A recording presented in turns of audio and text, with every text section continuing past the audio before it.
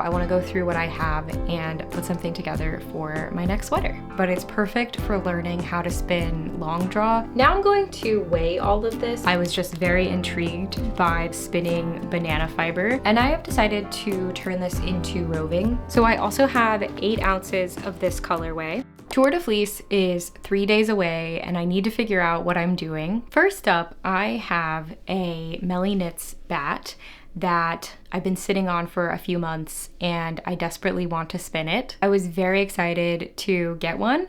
This is one of her two skis, which it says is Quebec slang for everything all there is. So this is a blend of all different types of fiber, and the base obviously is gray, but you can see all the little blips of color. So I don't know what fiber this is, but it's perfect for learning how to spin long draw. So that's what I'm going to use it for. I've never spun traditional long draw. I've tried with combed fiber, but I've never spun with hand carded fiber. And so this is a very exciting project for me. I don't know what I'm gonna do with the yarn.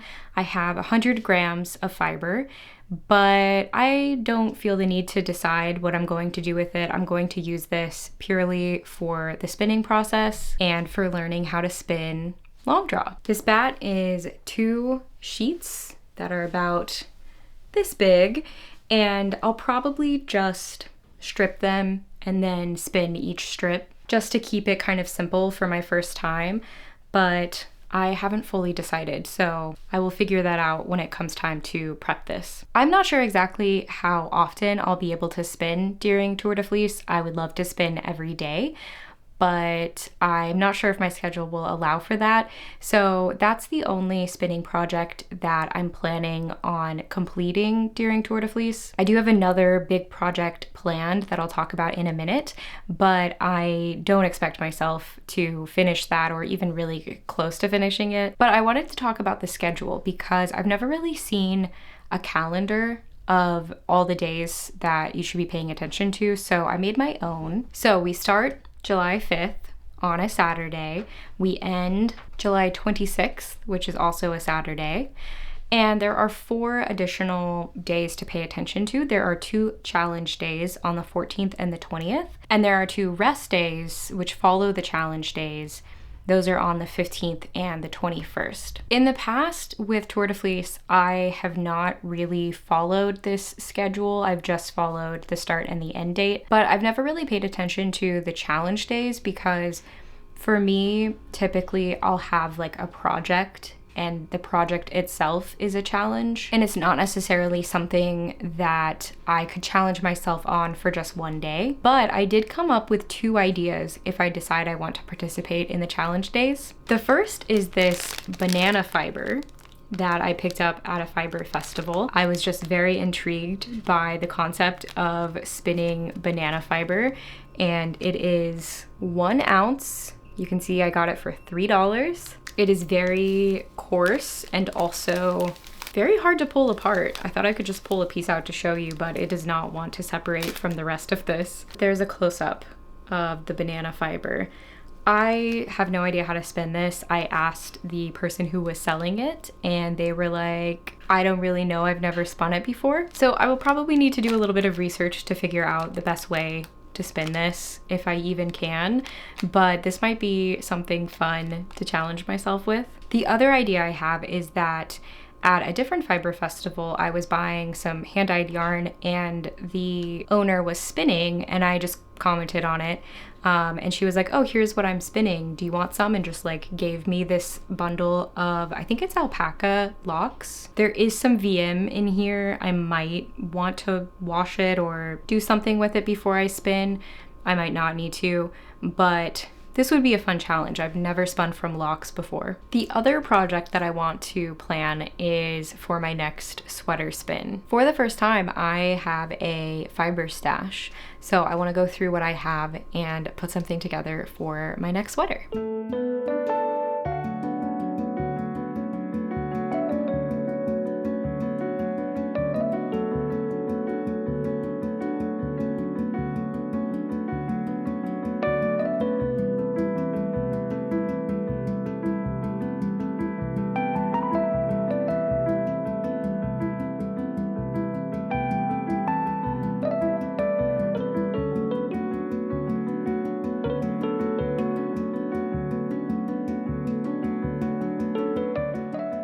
Okay, I am now surrounded by fiber on my floor. So based on the colors that I have, I ended up with two options. The first option is based around these two Hello Yarn braids I have that are the exact same.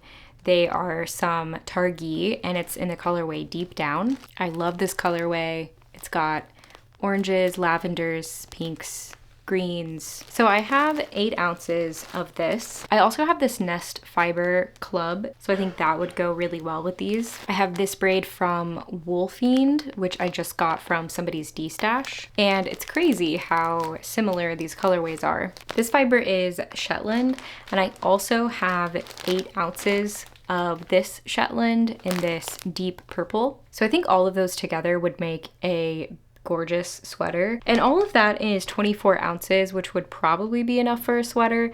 If not, I do have this 4 ounces of Polypay. I think that's how you say it.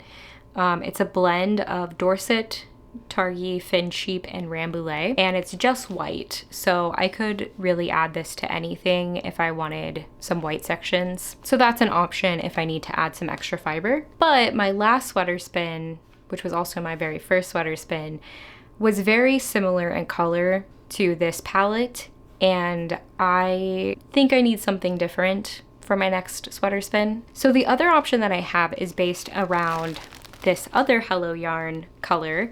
This is some Falkland Merino, and it is in the colorway Absolute Unit. And this one is really pretty. Oranges, browns, teals, blues. So I also have 8 ounces of this colorway. Now this palette is a little less homogeneous because I'm working from my stash here, but I also have these two braids. They're both from Nest Fiber Club. They were from the Winter 2025 club, and they look very similar. They've got similar colors, kind of pastel. One is South American wool and the other is Cormo, neither of which I've spun before. And the rule with combining colors that I've heard and that has worked out well for me is combining braids that share at least one color. So when I look at the Hello Yarn fiber and hold this up, I see the teal. I also see this like olive color and the light green. With the other Nest fiber, I see again more of the teal, as well as some green and some orange that matches some of the tones in the Hello Yarn. And it also matches this other braid that I have, which is from Neighborhood Fiber Co. This is some Polworth, and I have 4 ounces of this. One more braid that I have is also from Hello Yarn, and it is some Falkland Merino. It's in the colorway Cut Grass Smell, and it is pink, green, some orangey colors, also some purple. Out of all of them, I feel like this one strays the most, but when I hold it up to like this one, for example, I can see it, this one as well. I think these are pretty different from each other, so I don't know. I mean, it's hard to say, right? Because if I'm looking at the green, I think like those two greens match really well. So that's the through line. So that brings me to 24 ounces. Also in my stash, I mean, I could add the white fiber that I have, but I also have 2 ounces of this Targhee, which I think it's a little bright and maybe going in a different direction than I would like. So I think I'd prefer not to use this, but I think it would work if I needed to. So those are my options. I have decided to go with this color palette because, like I said, it's a little bit different from the last sweater spin I did. I am very excited to mix all of these colors together because I honestly don't really know what to expect.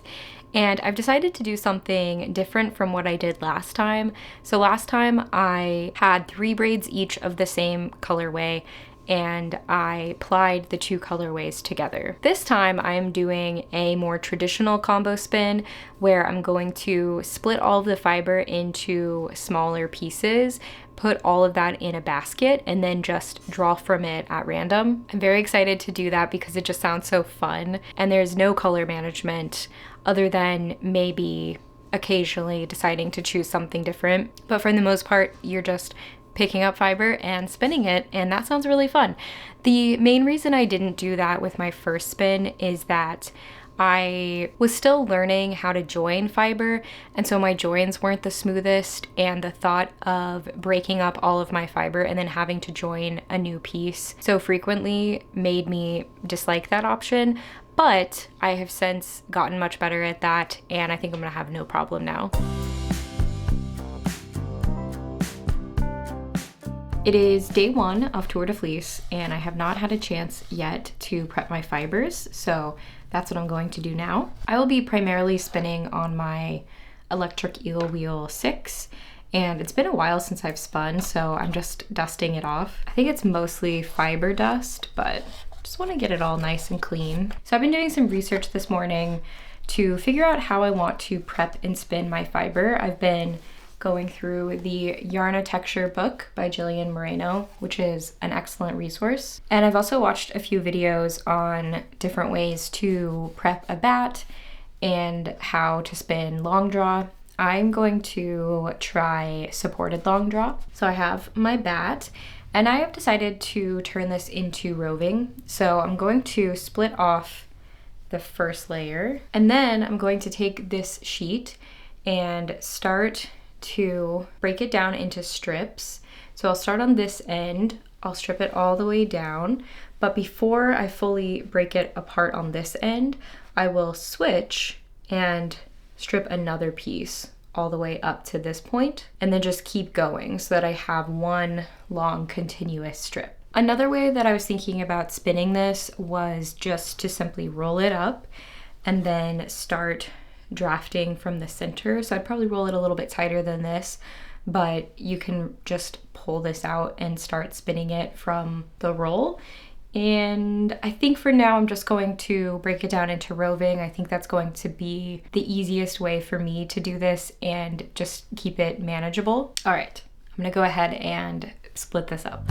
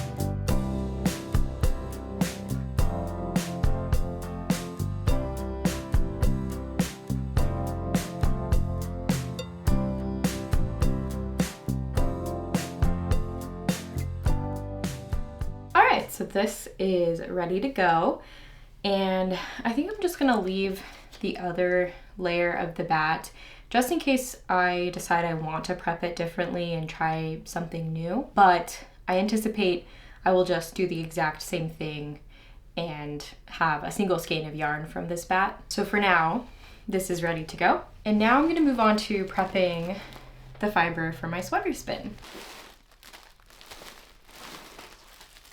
What I've decided to do is break down all of the comb top into shorter pieces and then split those probably in half. I'll roll those pieces up and then put them in my basket and pull from those. I contemplated creating like stacks of fiber that are still random but would distribute the fiber and the colors more evenly throughout my spin. So I might do that. I still haven't decided. I think I'm gonna break the fiber down and see what it looks like all laid out on the table and decide from there. The other thing that I want to consider while I do this is that I want to have some shorter color repeats for the sleeves.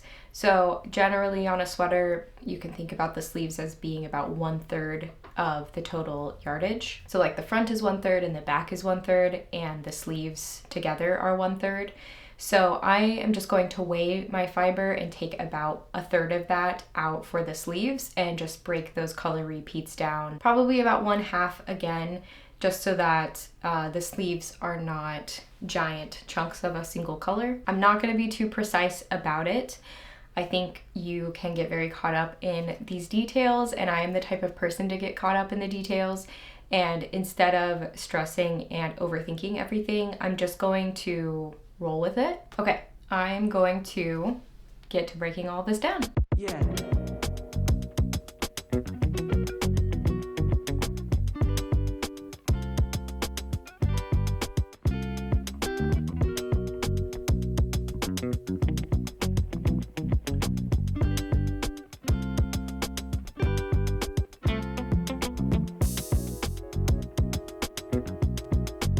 So I have all of my top laid out, and I'm going to split all of these lengthwise in quarters. So for example, I will just take one of the tops, fold it in half, and break at the fold. And to do that, you just want to hold your hands a decent length away, with the part you want to break being in the center of your hands, and then just pull.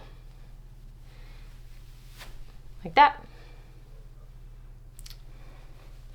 And then I'll take each of those pieces, fold in half, and break.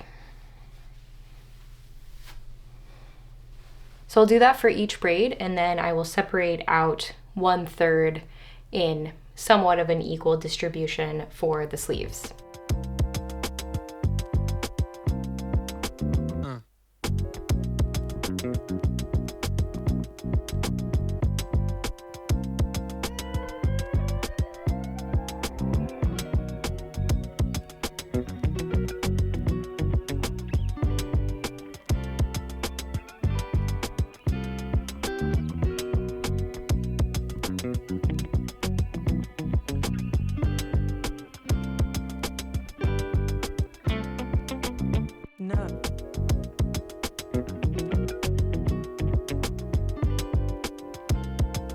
Now I'm going to weigh all of this, because even though each braid is roughly 4 ounces or 100 grams, some of them are likely to have a little bit more than that. So I just want to weigh them to get an accurate weight.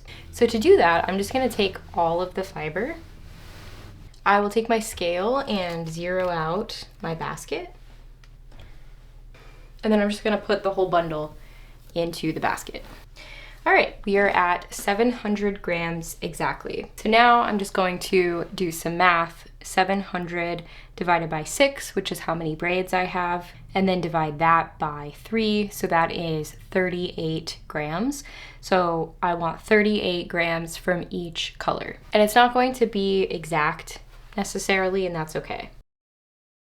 And logistically, the way that I'm doing this is I'm just taking one of the quarters from each braid, weighing that, seeing how close it is, and then if I need to, I'll add some extra fiber from another piece. 32, so I'll just add a small piece. 36, that works for me.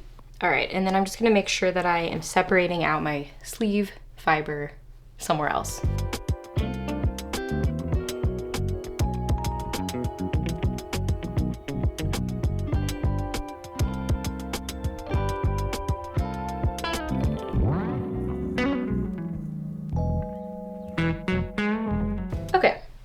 So we're done with the scale now, and what I want to do now is continue to break this down to prep for the body of the sweater. I have all the sleeve fiber just to the side, so I'll prep that the same way. I just want to keep it separate. So I think what I'll do is keep these in the quarter length that they are, but strip them lengthwise in half. And then when I prep the sleeves, I will have those again, so they'll be in 1/8 of the original length, and I'll strip those in half.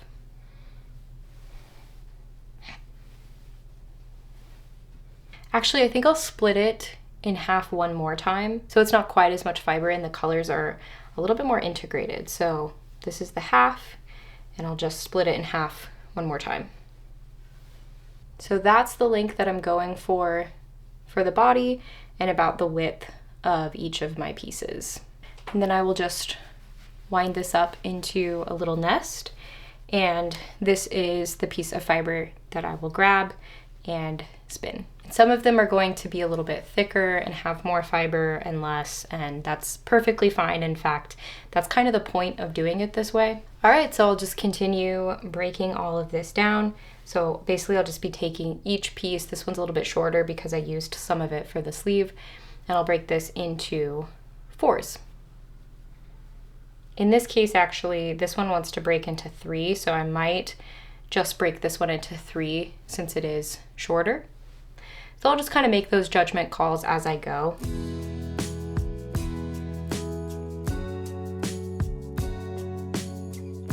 Yeah, I think that was the right call because these are gonna be pretty small.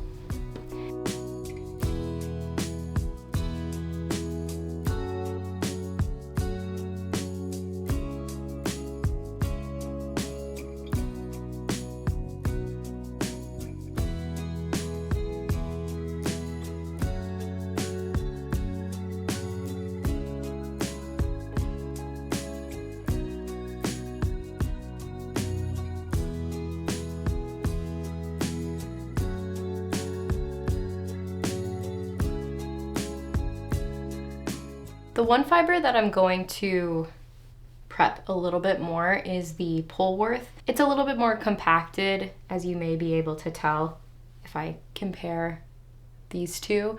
So I'm going to, I think it's called fluffing, but it's where you simply just open up the fibers like this. So I'm not attenuating. I could do that, and I might do that when I start to spin it if I feel the need. But for now, especially to strip this lengthwise, I'm just going to open up the fiber like this.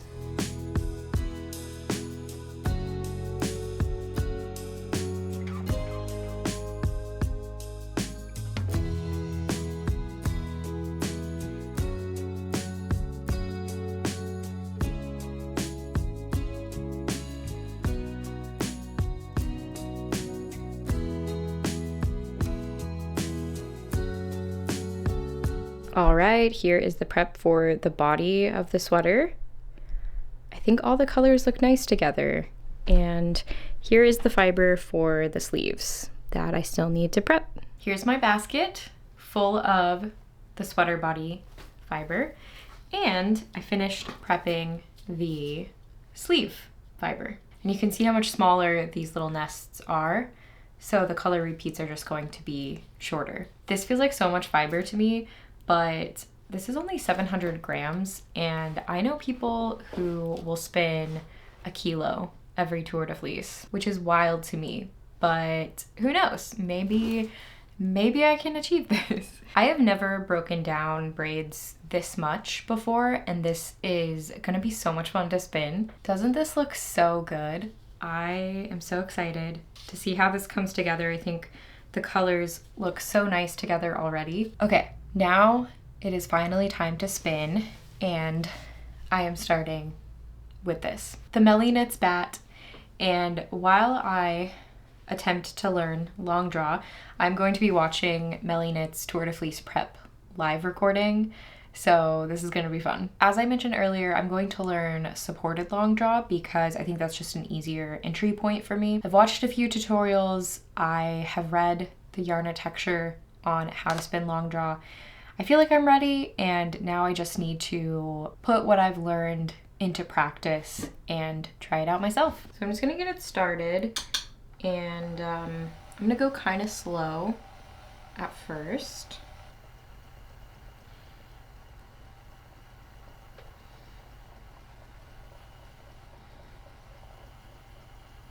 Okay, I feel like the tension needs to kind of be perfect for this.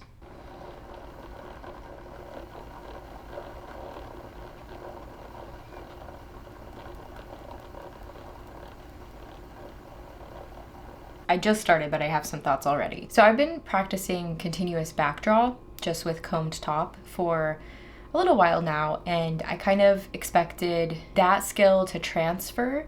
I'm not saying it hasn't, but one of the things that Jillian Moreno talks about in yarn texture with long draw is that you have to trust the twist. And when I first read that, I was like, okay, I don't think I'll have a problem with trusting the twist. Like, that's what spinning is. But just like a few minutes in, and I already understand what she's talking about, because I keep wanting to move my hand up to help the fiber twist, but really I just need to trust that the twist is going to move up, and that as I pull back, the twist is not going to get into my fiber supply because I'm pulling back continuously. But I definitely have the intuition to just keep moving my other hand back, and that's where I just need to trust that the twist is going to do what it needs to do. Because this fiber is so light and airy though, I am having a problem where my fiber wants to break. So I'm turning my tension as low as I can where it will still wind on the bobbin. And I'm also trying to find a speed that will give me the twist that I need so my fiber doesn't break, but isn't just going to like zip up the line and get into my fiber supply. This is a little tricky, but I'm gonna keep going.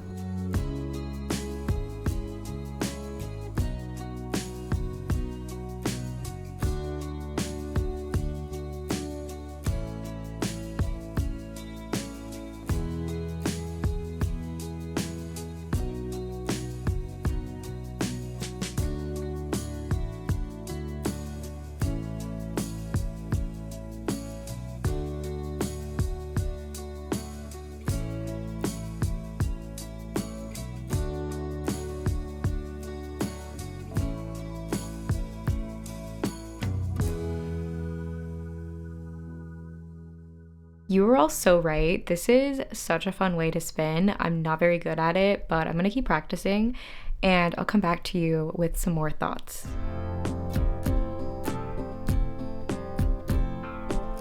Okay, I'm calling it here for the day, and let me share some thoughts. First is that I am not trying to be consistent whatsoever. Consistency who? I mean, I guess I'm trying to be consistent, but I'm very much okay with it being thick and thin because that's just, it is, and it's fine. I think that's the part that is the hardest for me, is just to keep it consistent, and that was also the hardest part when I was learning short forward, so it really feels like I'm relearning how to spin. Also, the little bits of color in this batt are really helping me accept all the neps that I'm drafting in. Obviously, I'm trying not to do that, but there definitely are some.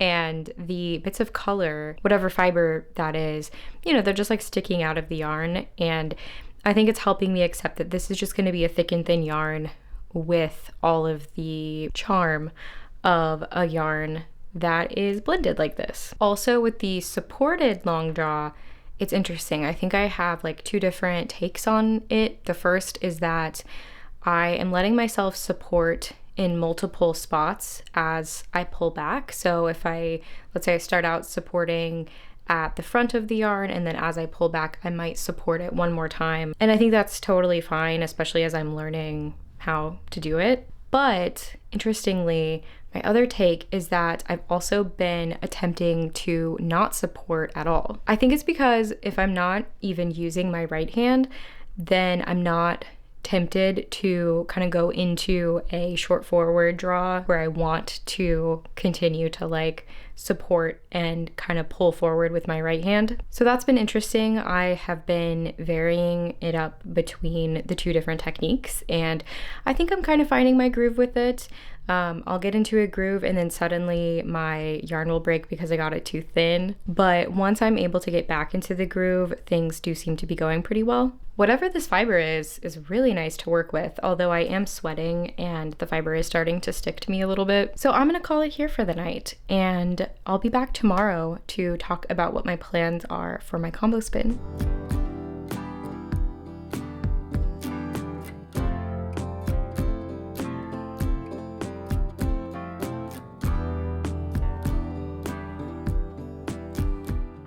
Oh, hello. It's the next day, and I am sitting down to figure out how I want to spin this yarn, what pattern I want to knit, etc. So I have my laptop to browse patterns. Pretty sure I already know what I want. I have Yarnitecture to figure out all the technical stuff. All right, so I spent some time last week figuring out what pattern I want to knit. I always think in terms of finished object. I'm very much a project-oriented person, so I'm always thinking about what I actually want to make with whatever materials I have. The exception to this is that if something is a goal, then I don't need to figure out what the finished object is going to be, because in my mind, the finished object is just whatever the goal was. So for example, learning to spin long draw is the goal, that is the finished object in my mind. But I'm very much a finished project, goal-oriented person. So when I'm doing something like this, a giant sweater spin, I generally like to know what I'm going to make with it. That is definitely not reflective of anyone else. That is just simply what I like to do. So I want to make a cardigan, in part because I just don't make enough cardigans, but also I've seen a few hand spun or color changing cardigans recently that I've just been very inspired by. But all the patterns that I've looked at have been in the worsted to Aran to bulky weight, and I just don't want to spin at that weight. So I went down the Ravelry rabbit hole and I found a bunch of patterns that somewhat met the criteria of what I was looking for, which is very simple. So what I really want is just a basic crew neck cardigan that will look good with an oversized fit. And I was a little bit surprised that this was kind of hard to find, especially because I didn't want worsted and thicker than that. I know this is a little bit more of a trendy style at the moment, and so a lot of the like cool girl patterns are like worsted and Aran weight. And I've been doing a lot of converting patterns to a different gauge recently. I'm working on my third sweater this year where I am converting the gauge, so I'm just not interested in doing that with this one. My initial inspiration for this pattern is cardigan number 9 by My Favorite Things. I like the crew neck. I like the saddle shoulder construction because I think it looks nice oversized, but it's not as simple or chunky looking as a drop shoulder. But this pattern is written for an Aran weight. So then I started looking at crew neck cardigans that were in the smaller weights. And I found this one by Bethany Glover. It's the Capsule Compound Cardigan. It's written as a compound raglan, so I'm sure the fit would be really nice. I found the Marseille Cardigan. This is not the Marseille sweater by Petite Knit. This one is by Cheryl Mokhtari. And this is a nice basic crew neck cardigan. Obviously it's striped and I just would omit the stripes. But I realized that the set-in sleeve, while it looks really nice, I don't think this would look very good with an oversized fit. So I have settled on the Port Cardigan by Ozetta. I've never knit a pattern by Ozetta, even though she's obviously extremely popular. And I like this cardigan because one, it's a DK weight, so I can aim for that in my spinning. And I think it's just a nice classic cardigan that gives me what I want. It has a drop shoulder, which I initially didn't want, but then I realized that drop shoulders are one of the best constructions for oversized fits. I'm not looking for like a super oversized fit. I just don't want that like 2010s like small fitted crew neck cardigan look. So I think this is the pattern that I've settled on.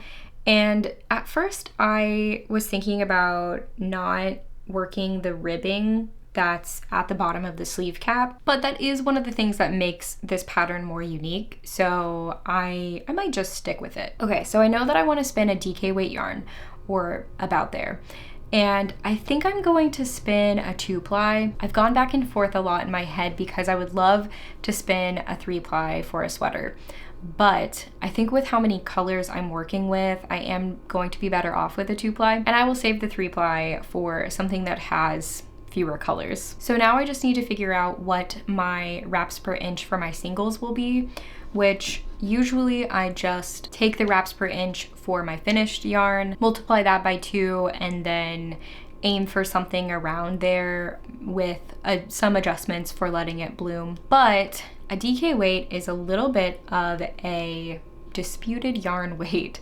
So Ravelry says that it is 11 wraps per inch. Yarn-A-Texture says that it is between 13 and 16 wraps per inch. And the Craft Yarn Council has it at around 11 to 15 wraps per inch. Just to keep this simple for myself, because my wraps per inch card has 11 and then 14, I'm going to aim for somewhere between 11 and 14, and I will do a sample and see where I'm at, if I am 11 or closer to 14 and just decide from there. And then once I figure out what I'm doing, I will stick to that. But if I'm going off of yarn texture, a DK weight will get me 1,000 to 1,400 yards per pound of fiber. I have a little over 1.5 pounds. I think after I do my sample, I'll basically have 1.5 pounds. So let's say I get a yardage that is closer to the lower end of that range because I'm spinning a little bit thicker than what it specifies as a DK weight. So I'll say 1,000 times 1.5, that gives me 1,500 yards. And let me find where the yardage requirement is in this pattern. If I decide to make a medium, which is 44 3/4 inch bust, then I would need 1,200 yards of DK weight yarn. I should have enough yarn, even with some sampling and some fiber loss between plying and all of that. Let's just say that I decide to make a yarn that is 11 wraps per inch, because looking at my spin card, the 11 wraps per inch does look like a DK to me. If I multiply that by 2, I get 22. And then if I account for some bloom once I finish the yarn, I'll say that I want to spin my singles at 25 wraps per inch. I will spin up a sample and check all of that just to be sure, but since I'm working with so many different types of wool, it's really hard to know exactly how the wool is going to bloom and if that's going to be consistent across all of the fiber. So I'm not going to stress too much about it. If I end up with something closer to a sport weight or closer to a worsted weight, this pattern is still going to work out for me. The biggest thing is that I just want to be consistent when I'm spinning. And I'm probably going to stick with just like my classic twist angle, which is like usually about 30 degrees. Sometimes I like to underspin my singles a little bit and then overspin when I apply. And then when I finish the yarn, I get a really nice result. That seems pretty balanced to me. Now the next thing I need to do is spin my sample and test all of this out. And that will be in my next Tour de Fleece vlog.